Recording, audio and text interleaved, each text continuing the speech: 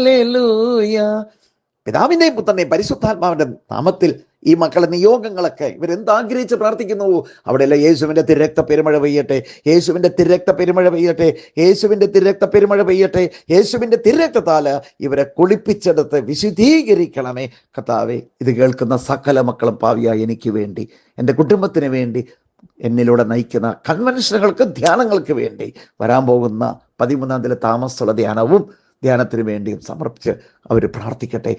എനിക്ക് വേണ്ടി പ്രാർത്ഥിക്കുന്ന ആരാണോ, അനേകം മക്കളുണ്ടാവട്ടെ, എന്നാൽ എനിക്ക് വേണ്ടി നമ്മുടെ ധ്യാന കേന്ദ്രത്തിന് വേണ്ടി പ്രാർത്ഥിക്കുന്ന മക്കൾക്ക് കർത്താവേ അവിടെ അവരെ അനുഗ്രഹിക്കണമേ കർത്താവേ. അവരെന്ത് ആഗ്രഹമാണ്, അവർക്ക് പ്രത്യേകം ഇപ്പോഴെന്താണ് ആവശ്യം, അത് നടത്തി കൊടുക്കണമേ കർത്താവേ. അപ്പോൾ ഒരു പരിശുദ്ധാത്മ നിറയട്ടെ, പരീക്ഷകൾ ഉന്നത വിജയം നൽകട്ടെ, അവർ പഠിക്കുന്ന സബ്ജക്റ്റുകളിൽ നല്ല മാർക്ക് കൊടുക്കണമേ കർത്താവേ. അവർ വിജയിക്കട്ടെ കർത്താവേ, അവരുടെ ലക്ഷ്യം സാധിച്ചു കൊടുക്കണമേ കർത്താവേ.